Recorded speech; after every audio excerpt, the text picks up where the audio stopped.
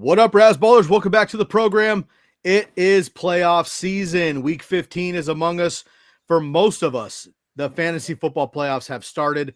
I hope that's the case for yourself. I hope you're not waiting until week 16, therefore playing your championship in week 18 when half of our studs are sitting for NFL playoff purposes. It should be week 15, 16 championship, and 17. We have made it here. We're ready to go. We got the week 15 waiver ads with you, as well as some top players to target best you can and start heading into the fantasy football playoffs. We're live right now on the Razzball Fantasy Football Show.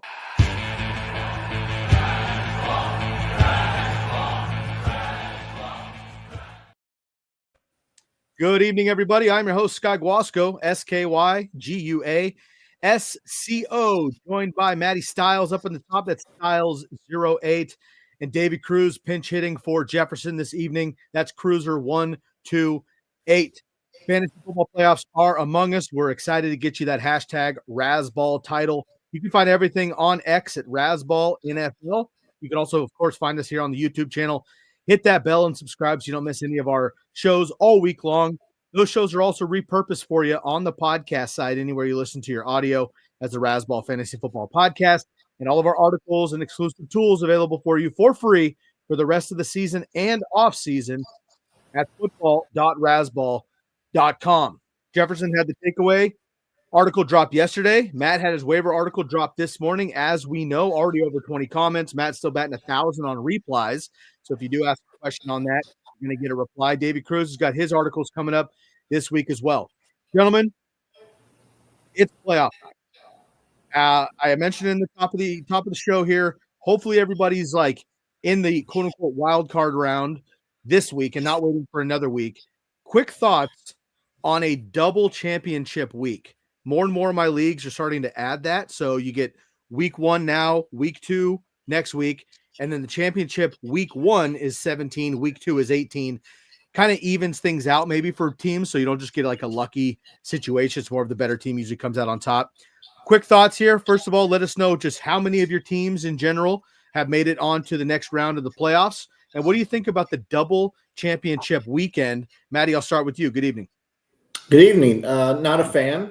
I think that back when I used to hate week 17, now I will hate week 18. It's not even really fun to watch the actual football games unless the team that you're rooting for has to win that final week to get in the playoffs. So unless it's a points based, right? Like Scott Fishbowl is, you play 2 games a week. It's points in 1 week or in one matchup, and then it is your head-to-head matchup in the other category. So maybe if it's that way, I could get along with it. But yeah, not a big fan of playing a week 18 when, unless you want the Cardinals and your Panthers and you drop everybody that doesn't matter and you just pick up teams that you think are playing for pride or a playoff spot. I don't think that's the best way to go. Dave, how about you? Yeah, I'm not the biggest fan of playing the last week of the season. It came up a couple of years ago when we were about 1.5 points away from a championship in a league, and the game that was on was the game where DeMar Hamlin almost died. So basically we kind of threw out that week and started over in week 18, and that was just a disaster. So I've never been a big fan of playing the last week of the season. It's almost never gone right for me. Interesting. Sometimes I'm kind of 50-50. I've been in a couple leagues where it seems to make sense because a lot of times, like fantasy football, first of all, Matt, you're totally right. And Dave, I agree with you. That's an odd circumstance, obviously, but I get it. More and more leagues are going to the top point earner of that week. The half of the league gets a point plus your win. In my home league, the league we've been running for almost 20 years, the number 1 seed is the 5th highest scoring team in fantasy. So what that tells you is that like matchup per week, he's lucked out, played some off matchups and got the win. So he chalks up the win. He's the number 1 seed. I'm not taking away from the number 1 seed necessarily. However, if you played a little more fair, it wouldn't necessarily bone out that way. So in a 2-week championship, then potentially that kind of like evens things out. Maybe to even the waters, you wouldn't play week 18. You'd actually start the playoffs last week. Yeah. But if you did that, then you had like 6 teams on bye, and obviously we can't do that either. So kind of a double-edged sword there, and maybe it's just not the best idea, but something that's coming up more and more in leagues, and I just kind of want to address that as we go through for playoff season. There's ways to get around what you're talking about, where one of the lowest scoring teams winds up with the best seed. You've got medians, so you have weekly medians, and the teams that you've got like 2 games a week. You got a game against head-to-head, and you got a game against the median. Mm-hmm. That helps. And another way is you let some of the highest scoring teams into the playoffs. So you say, okay, well, we're going to let the top 3 seeds and based on head-to-head record, and then you get the next 3 highest scoring teams that didn't get in. Nice. I like that. I like before you logged in, Football Guys is a league that a lot of us were invited into, and I jumped into that. 10th place, 6-8, and I had the highest scoring team. So I made the wild card based on the fact that I have the most points. So it was a way for me to get in, right? Last night's game would have normally not meant anything. Well, the last probably 3 weeks because of my record. I just could not buy a win. And last night when Chase and Burrow did what they needed to, I needed 59.4 points from them, and I got somewhere near, I think near 80 points from the 2 of them. And because of that, I'm in the wild card. I'm below, like Dave said, I think the high scoring average is 168 and the low is 126. I'm square right in the middle. Probably does not bode well for making it to the second week, but I'm going to have to continue to score well above that 160 to keep going. But to me, that was a way for my season to not be over 3 weeks ago. And then Dave mentioned we are in the Belly Up Bowl. If you're participating in that, another one some of us analysts and writers got invited into. And Dave noted, he said, you could not buy a win. I mean, my team is absolutely ridiculous. And Dave beat me last week. He had to have the highest score to beat me. We had the top 2 scores, and Matt lost. Yep. I think I counted 5 weeks where I was the number 2 scorer, and every single time I played the guy with the highest score. The funny part is this week, nobody was close to Matt. Sometimes you just have crap luck in these things. I think I ended 3-11. 3-11, yeah. And you were I think you were like the second highest score. Yeah. That's why like alternative scoring in league formats are fun. But obviously you need to make sure that everybody's okay with that. Preseason, this is the time of year where everyone starts bringing shit up like, oh, I didn't know this, or this is the league setting, or this is what I thought. You got to square that stuff up, especially if it's like homies and good friends. Like you don't want to ruin friendships, which does happen over fantasy football, folks. All right. If it's a bogus work league, then it is what it is. But if it's a close thing, just keep it fun and keep it professional. If you got, something to wager on the line, make sure you guys have your ducks in a row, if you will. I'm 100% with that. I hate leagues that change scoring systems in the middle of the season. Yeah, we can't get everything straight. Get everything straightened out, and if somebody doesn't want to deal with it, they can go join another league. Yeah, in the early days of my commissioning, I think I was like 19, 20 years old, and got a bunch of buddies together, and we decided, I forget what it was, but it had to do with RG3, and we changed settings based on some scoring thing or something like that. We just thought was unfair, and something was off totally, and we all agreed, so we changed it, but like 3 guys didn't agree. And it literally became this huge blow up. Like we're all poker buddies and buddies. And like, we lost friendship over a summer over fucking fantasy football. So just be careful and make sure you guys are having fun. So, all right, let's dive into the week 15 waiver ads here. Matt, you're up first. Then again, Dave's got some specific names to look forward. And not, obviously your trade deadlines are behind you. These guys are not going to be on waivers, but if you got them in your lineup, you're going to be looking to start these guys. Matt, I'll let you go first. Give me the top dog and then the top at each position and who else you're looking for at week 15. The floor is yours. I'm tripling down on Adam Thielen. Still in Yahoo leagues, only 53% rostered. It's 47% of leagues. He's on the waiver wire. And to me, that's it's almost criminal at this point. If you've watched any of the Carolina games or highlights, or even just looked at the box score, he's got 25 targets in 3 weeks since he's come back from injury. And by the way, he only had 4 targets in the first game back. So he is elite right now.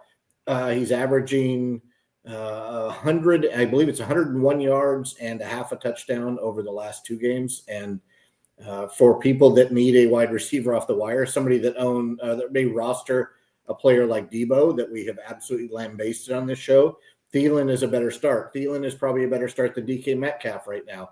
Thielen's a better start than, and you can just go down the list, right? You would probably start Thielen over Marvin Harrison Jr. You would probably start him over Brian Thomas Jr. in some situations because Mac Jones is not good. Do not sleep on Thielen because he is slow and because he's 115 years old in football years.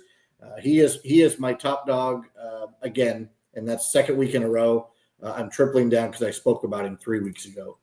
At other positions, I think that you probably have to, as much as it pains me to say, at quarterback, you have to pay attention to Aaron Rodgers after what he did last week. The fact that he does not want to go out this way. So he's going to continue to throw the football. Breece Hall dinged up means they're going to throw a little bit more.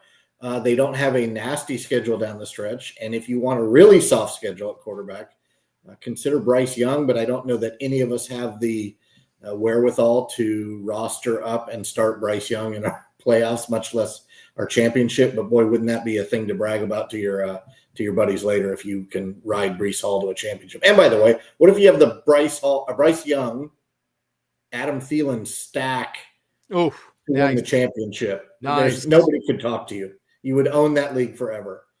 Running back wise, I think right now you consider Patrick Taylor because the 49ers are now on their 76th running back.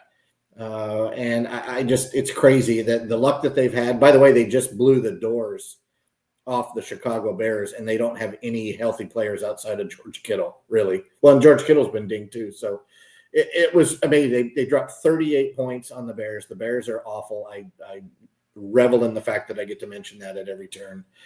Caleb Williams is not good. We know that. And by the way, did you see Roman Dunze dance after a touchdown when they put up their 13th point? Maybe we don't do that. Washington, we don't root for Huskies. No. With that, I think a better running back ad is probably Sincere McCormick. Bob spoke highly of him on Sunday. And if you need a running back, this guy owns the Raiders backfield, and the Raiders have a pretty soft schedule down the stretch. So Sincere McCormick is probably running back wise where I would put the majority of my money. Wide receiver, Quentin Johnston looked good again. He is a touchdown machine. Elijah Moore deserves attention because Jameis throws 75 times a game. And coming off his bye at tight end, I really like Zach Ertz, who was dropped in many leagues.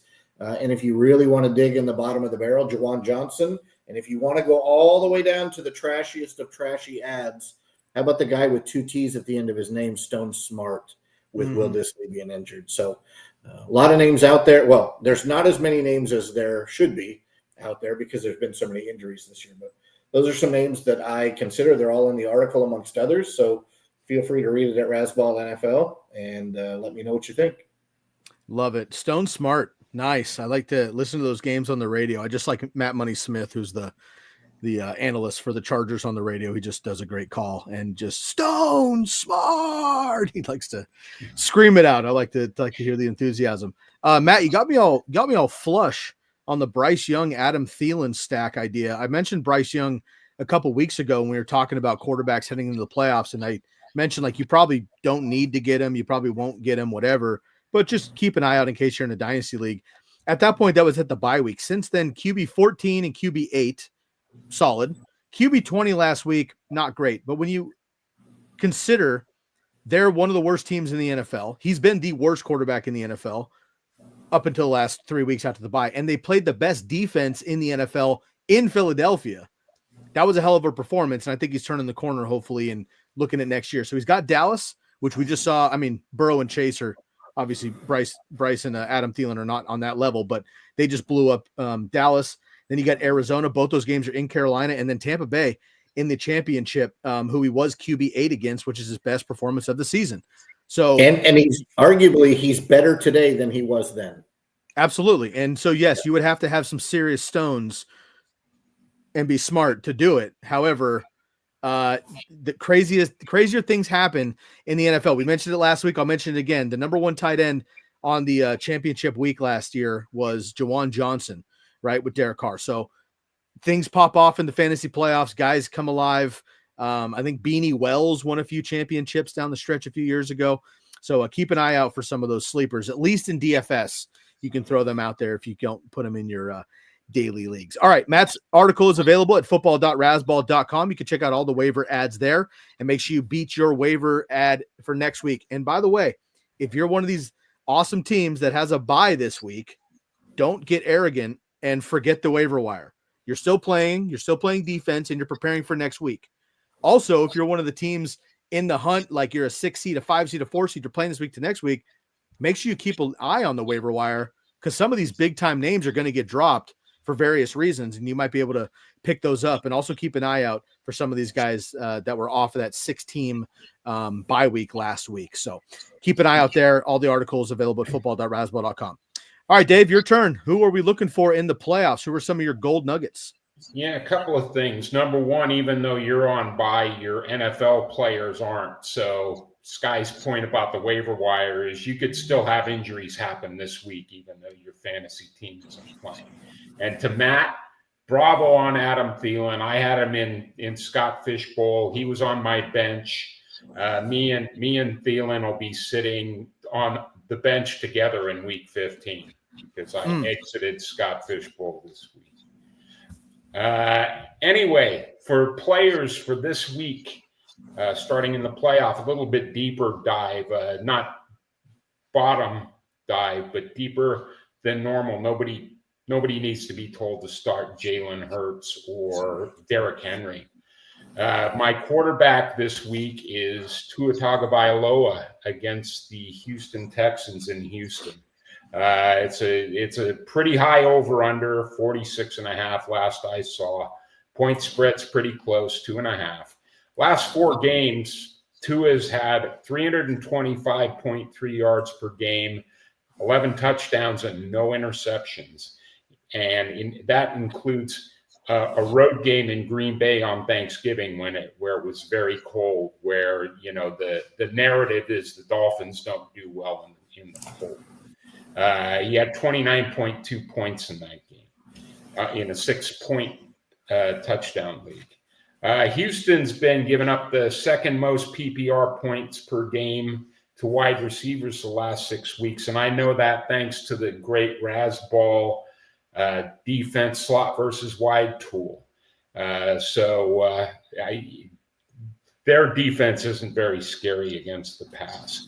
Weather won't be a factor in that game because the stadium in Houston is covered. And Houston is only allowing 12.2 points, PPR points per game to running backs for the season.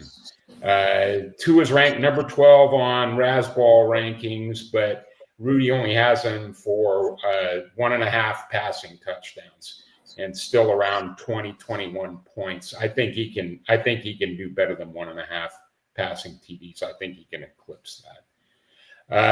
The running back I have is Chuba Hubbard versus Dallas. Thing about Chuba that, you still get questions when we're doing our show is, should I start Chuba? Chuba's running back 14 in PPR points per game. He's still only an 89% owned, which means he's probably available if somebody's kind of sleeping on him. He doesn't catch as many passes as some backs, but he's still a comparable receiver to Kyren Williams, David Montgomery, James Cook, James Conner. Right now, Jonathan Brooks just tore his ACL again, sadly. I'm just torn up for the kid. Raheem Blackshear's hurt, and Miles Sanders is on IR. It's pretty much the Chuba Hubbard show right now in Carolina. He had a bad game against Tampa in week 13, but he still had 12 of the 18 running back carries. And that was a game where Carolina threw the ball 47 times and only ran it 21, including 3 by Bryce Young. Dallas is the 5th best defense for running backs. They give up 19.5 PPR points per game. And the candle on the cake is the number one ranked running back in Razzball rankings this week, PPR for running backs, is Chuba Hubbard at 20.88 points. So I don't think anybody else has him ranked that high, but I like it, and I think he can certainly do it. The weather's going to be decent as far as temperature goes, but there could be a chance of rain, so that might slow down the passing attacks. Wide receiver, Cortland Sutton versus Indianapolis.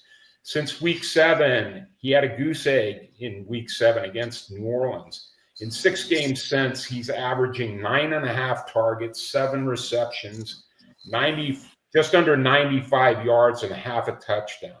He's also 2 for 2 passing with 30 yards and a touchdown. So he's had, in those 6 games, he's had 124.7 PPR points, which is 20.7 a game.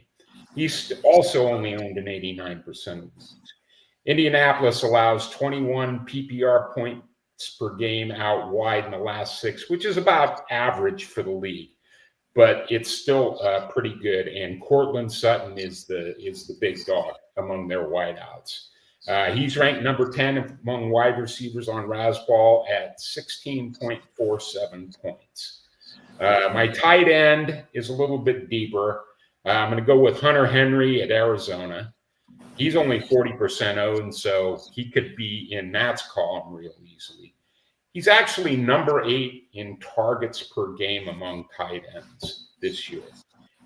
He is averaging just under 10 PPR points per game on the season, which doesn't sound great, but in tight ends, it's actually okay. He adds 12.2 points in the Patriots' last 4 losses.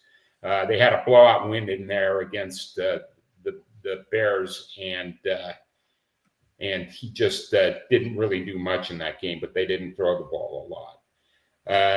The spread on the game, Arizona is favored by 4.5, and the over-under is 45.5. And I can see Arizona not only covering, but making this pretty much a game where the Patriots have to throw a lot.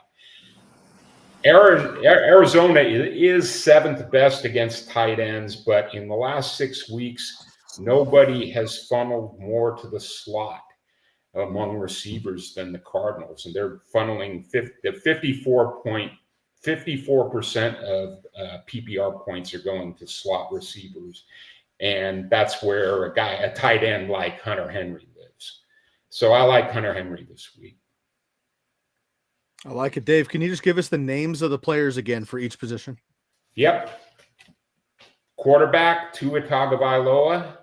Running back, Chuba Hubbard. Wide receiver, Cortland Sutton. Tight end, Hunter Henry. Love it. Thank you. So some of those guys might be available on your waivers. Hunter Henry, certainly. Maybe even Tua, depending on in a shorter league or something like that, although, of course, he's been on fire. And keep an eye on. I was looking at Chuba Hubbard as well. And again, running back 8 last week against Philadelphia, very good. The Panthers they should have won that game. So very impressive there. Tyler Sperry's coming in here with a question. Maddie, I'm going to come to you first here as our boots on the ground in Green Bay. I assume you're nice and warm. Sounds like an early December evening in Green Bay, Wisconsin. It's probably, a balmy 24 degrees right now, if I had to guess. Maybe a little less. Tyler Sperry's coming in. Do we still trust Jaden Reed? You have to start him in redraft, or Adam Thielen, who we all just big upped this week. Who are we going with? Jaden Reed, who put up a gooser, or the on fire Adam Thielen? It's the playoffs, right? Playoffs. I think that you start your studs unless your studs have given you a reason to not start them. I do not see Jaden Reed in the Deebo Samuel category right now, but given the matchup, I'm okay starting either. I like I like Green Bay because I have to contractually.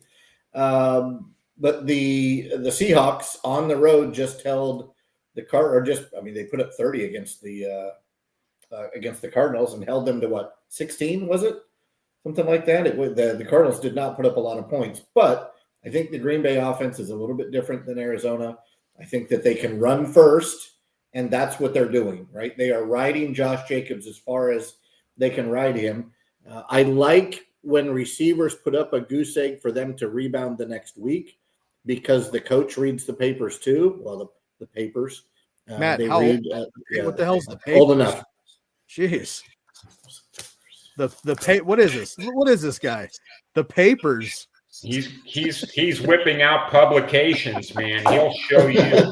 What are those from '94? What the hell is that? Breaking out the publications. You gotta love. I slept with the that football index last night because it was Jamar Chase was on the cover. I felt like that was probably a good thing to cuddle up with last night. No, I'm not concerned about Reed. This is a tough one for me being a Packers homer.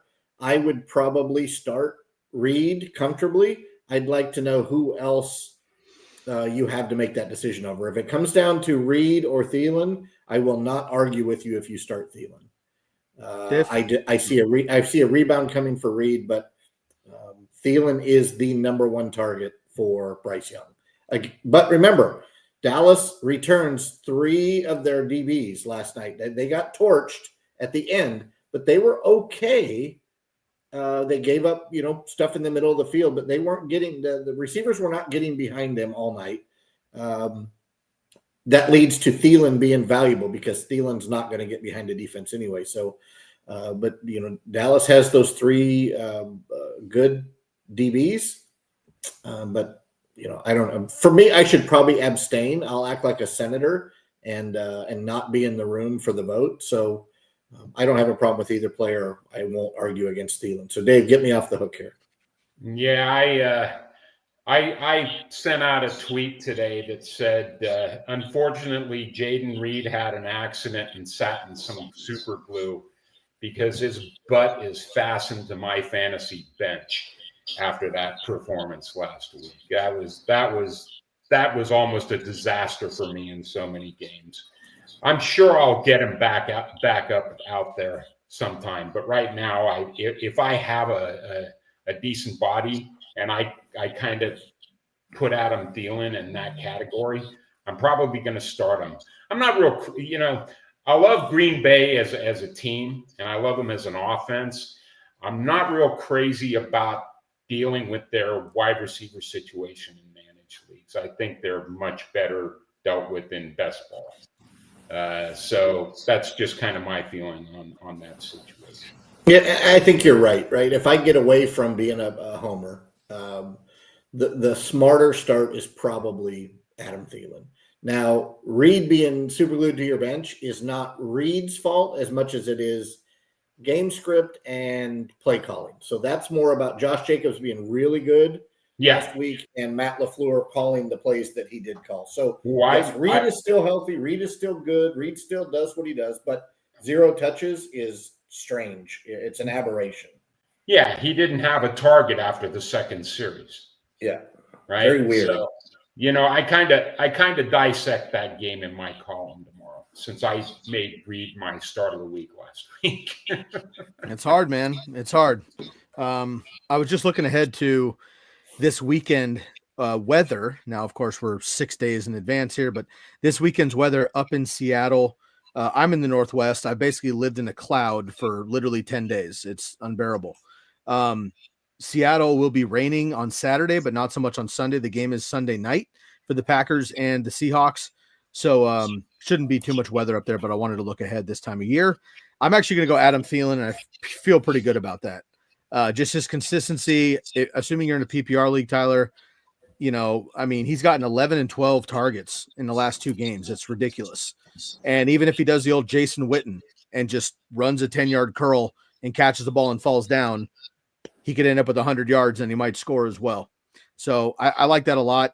Jaden Reed's been tough, not even getting the carries that he did last year. So kind of in that like Debo circle a little bit. So for me, I would go with Adam Thielen. I know it might feel weird. And Jaden Reed, of course, could bounce back at any time, but they have a lot of other weapons there. Green Bay is getting healthier, so there's more distribution of the ball in general.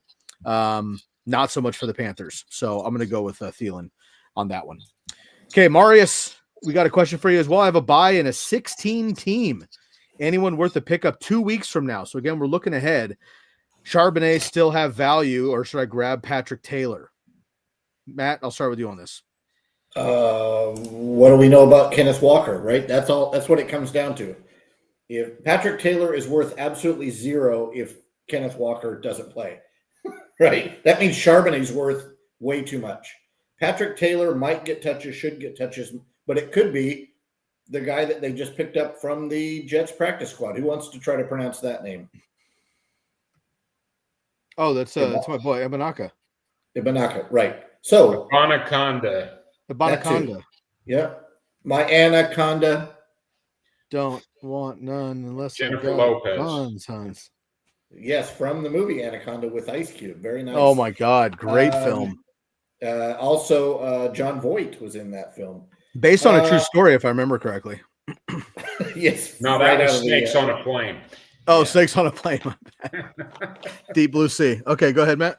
Fun fact: I am deathly afraid of snakes. I don't care if they're poisonous or not. They are one of my kryptonites. That and celery, and the bears. Well, celery and snakes are pretty much the same. But yeah, anyway, if you have any indication that Kenneth Walker may not be the guy this week or next week or however long, Charbonnet is the absolute top dog to pick up. Patrick Taylor is worth an ad as well, but you have to determine how much you're willing to risk on Charbonnet with Kenneth Walker news probably not being super up to date today, and you probably have to place your waiver claim tonight for the overnight work. If it's me, I'm gonna. And by the way, you have a bye, so I'm spinning the roulette wheel and adding Charbonnet. Dave. Yeah, this goes back to a podcast we did a few weeks ago, who the best handcuffs are. And, I think we found out this past week, Charbonnet is right at the top of the handcuff list. He doesn't have a shared role, but if Ken Walker is out, he's can kill it. I mean, he just had a monster game. He destroyed some of my teams this week.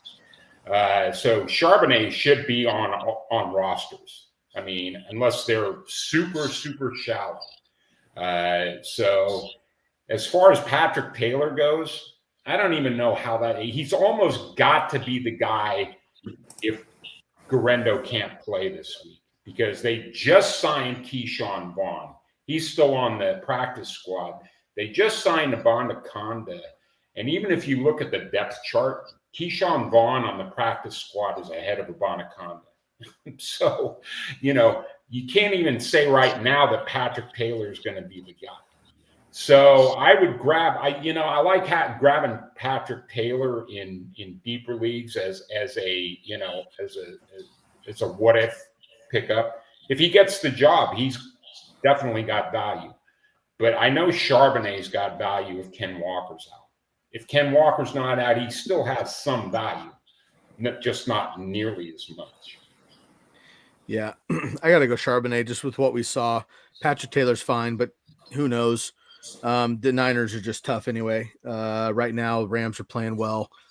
Or maybe they're not playing well per se, but they're scoring points, and that could be a tough game. Brock Purdy might put it in his hands, and I don't know if those guys are going to catch him when he passes. So I'll stick with Charbonnet in that one. And as of today, Kenneth Walker is still questionable. I know that that's really early in the week, but for discussion purposes, today Romeo Doubs went from out to questionable. So there's at least some movement on some injury reports.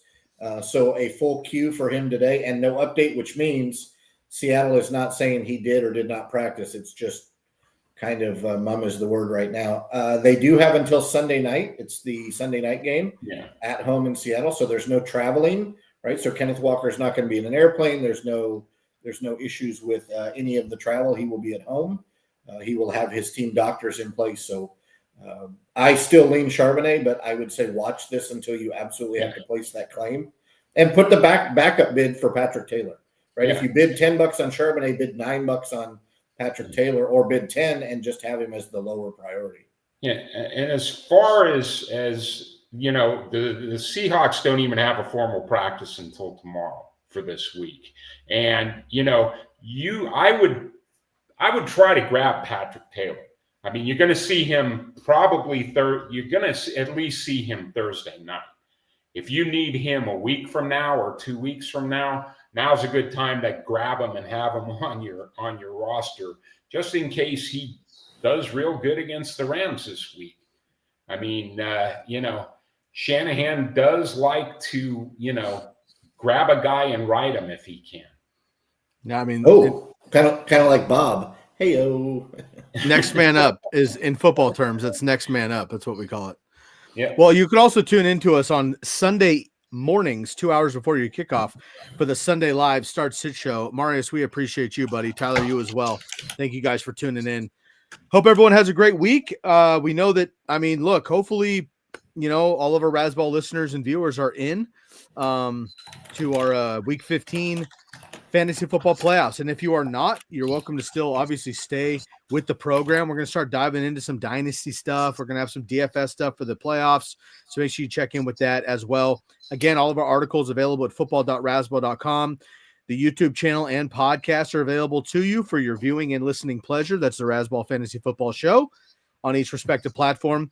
And you can follow us on X as well at Razzball NFL.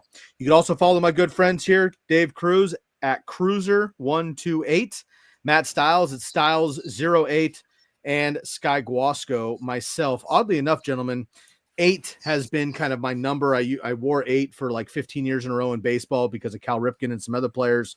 You guys both have an 8 in your handle. I don't. And I feel like I might have to change that moving forward. I just had noticed it. So appreciate 8 was you, boys. my number. 8 was Nice. my number until I played varsity softball with the Air Force bases I was at. And the gentleman that had number 8 told me, hey, there's a way for you to get number 8. And I went like this. All right, tell me what it is. He says, when the Air Force moves me. Yeah, right. So since then I've been 13, and I have found that to be the luckiest of numbers for me. So 13 it is for me, but that's how you've got the 8 in my handle. There you go. I love it. Same way. Appreciate you guys. Everyone have a great rest of your week. Check in with the rest of our Razzball shows. We'll catch you on Sunday morning, 2 hours before kickoff, right here on the Razzball Fantasy Football Show. For Matt, for Dave, I am Sky. We'll catch you next time. Take care of yourself and each other. We are out of here.